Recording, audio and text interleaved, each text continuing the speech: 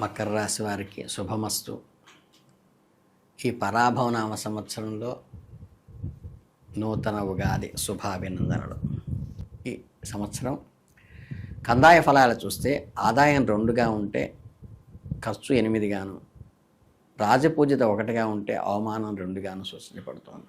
దీన్ని బట్టి ఆర్థిక వ్యవహారాల్లో ఈ గ్రహ సంచారాన్ని ఈ సంవత్సరం మనం గమనించినట్లయితే గురువు జూన్ 1 నుండి 6వ ఇంట్లోనూ, తర్వాత అక్టోబర్ 30 వరకు 7వ ఇంట్లోనూ, ఫిబ్రవరి 24 వరకు అష్టమంలోనూ సంచరించి తర్వాత సంవత్సరాంతం వరకు సప్తమంలోకి వస్తారు.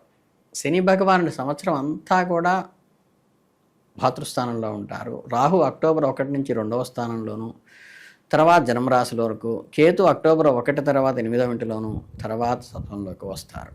అంటే దీన్ని బట్టి ఏంటంటే ముఖ్యంగా జన్మరాశిలో రాహు సంచారం వల్ల చికాకులు, లేనిపోని అవమానాలు అక్టోబర్ తర్వాత ఏర్పడే అవకాశం ఉన్నది. వివిధ రంగాల వారికి ఒక్కొక్క ప్రొఫెషన్లో ఉన్న వాళ్ళకి ఎలా ఉందో చూస్తే, రాజకీయ నాయకులకి సంవత్సరం అనారోగ్య స్థితులు ఉన్నాయి. ముఖ్యంగా కార్య విఘ్నాలు కలుగుతాయి. స్వల్పంగా గుండె దడ లాంటివి కార్డియా సమస్యలు వస్తాయి.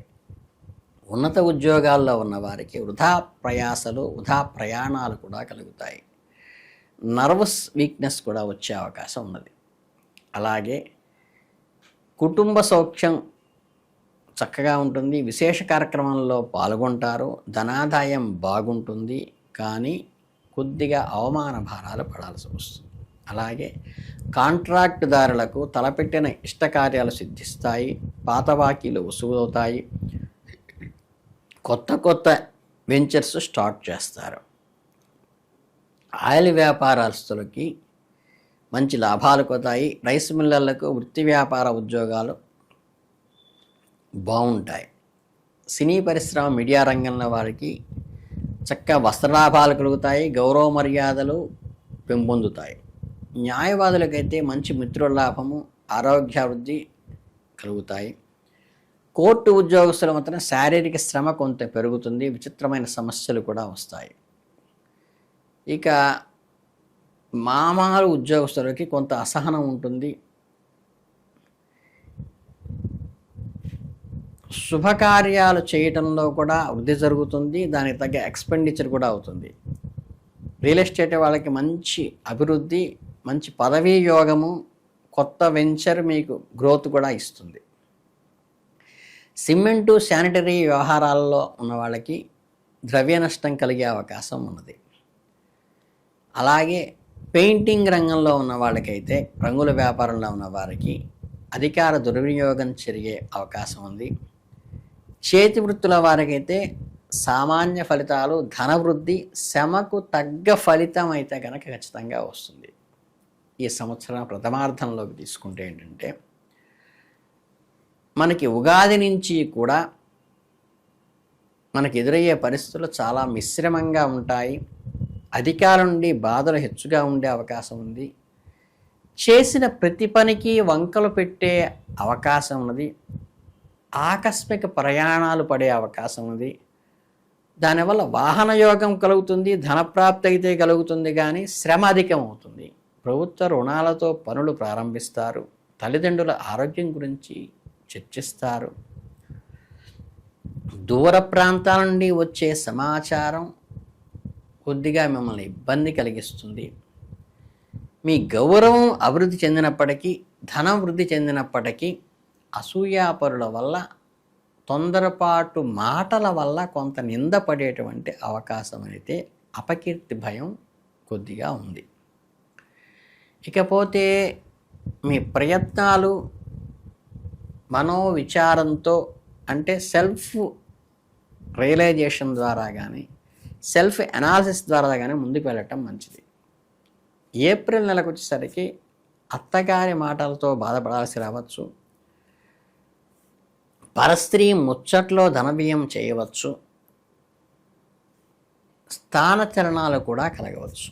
మే నెలలో మేనమామలతో అనుకూలత, రుణ విముక్తి, సమయోచితంగా శత్రువులను దెబ్బతీసే అవకాశం కూడా మీకు కలుగుతుంది.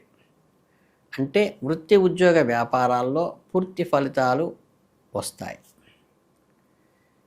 ఇకపోతే ధన నష్టము, అధికారుల వేధింపులు మాత్రం కలిగేటువంటి అవకాశం ఉన్నది. జూన్ నెలలో ఆకస్మిక ప్రయాణాలు, వృధా ఖర్చులు కూడా ఉంటాయి. తర్వాత జూలై నెలకి వచ్చేటప్పటికి ఏంటంటే దంపతుల మధ్య కలహాలు, ధన వ్యయాలు, చౌకబారు మాటలతో మాట పడవలసిన ఆవశ్యకత వస్తాయి. కోర్టు వ్యాజ్యాలు, వ్యాపార వృత్తుల్లో తీవ్ర ధన నష్టము కూడా కలిగే అవకాశం ఉంది.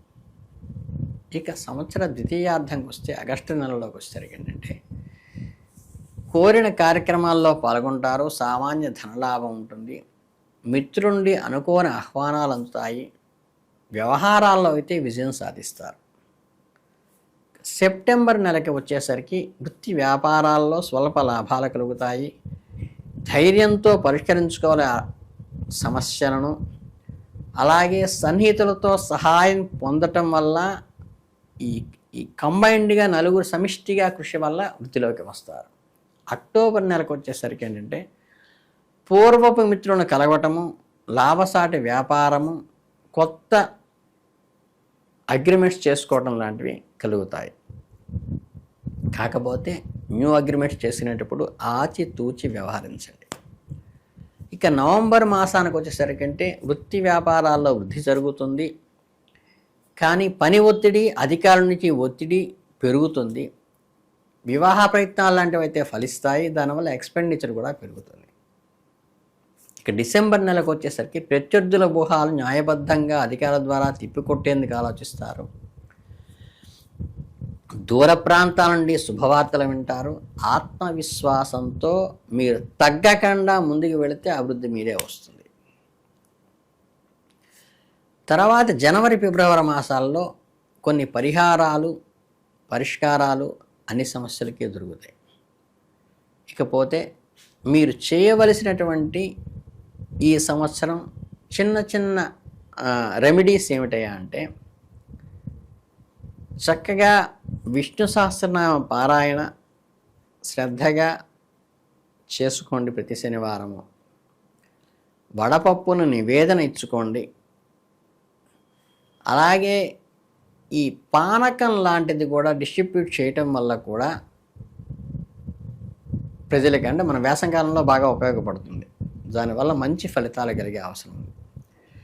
అలాగే మీ కులదేవత అయినటువంటి అమ్మవారికి ముఖ్యంగా చెప్పాలంటే గ్రామ దేవతలకి నిమ్మకాయ దండలు వేయటం కానీ, ఎర్రని చీర వస్త్రాన్ని సమర్పించడం కానీ మంచి ఫలితాలను అందిస్తుందని చెప్పవచ్చు. గురువారం నాడు కనకాంబరం పూలతో లక్ష్మీనారాయణ స్వామికి అర్చన చేయటం ద్వారా కూడా మంచి కలుగుతుంది. శత్రు భయంకరంగా ఉంటాడు కాబట్టి మీకు అన్ని రక్షణ చేస్తాడు. లేదా హనుమతు ఉపాసకులైతే మీరు మంగళవారం నాడు కనుక అప్పాలతో అర్చించడం ద్వారా కూడా ఈ దోషాన్ని నివారణ చేసుకోవచ్చు. ముఖ్యంగా సోమ, బుధ, గురు, శుక్రవారాలు చాలా అదృష్టంగా కలిసి వస్తాయి కాబట్టి వాటిని ప్రాపర్గా ఉపయోగించుకొని ముందుకు వెళ్ళండి. వీలు కలిగినప్పుడల్లా మీ ఇష్టదైవాన్ని ప్రార్థించడానికి, ఇష్టదైవ దేవత ఆలయ దర్శనానికి వెళ్ళటం కూడా చాలా శ్రేష్టము. మీకు అత్యంత అనుకూలమైనటువంటి ఫలితాన్ని ఇచ్చేది మీ ఇష్టదైవము, కులదేవత, గ్రామదేవత అని గుర్తుంచుకోండి. ఇలా మీకు దైవానుగ్రహం పూర్తిగా కలగాలని ఈ చిన్న రెమెడీస్ చేసుకోవటం వల్ల ఎక్కువ ఎక్స్పెండిచర్ పెట్టకుండా త్రికరణ శుద్ధిగా మనస్ఫూర్తిగా ఆర్తితో సమర్పించటం వల్ల ఈ పరాభవనామ సంవత్సరం అంతా కూడా మకర రాశి వారికి మెరుగైన ఫలితాలు పొందాలని, ఆరోగ్య ఐశ్వర్యాలు చేకూరాలని, మంచి గ్రోత్లోకి రావాలని మనస్ఫూర్తిగా ఆశీర్వదిస్తూ శుభమస్తు.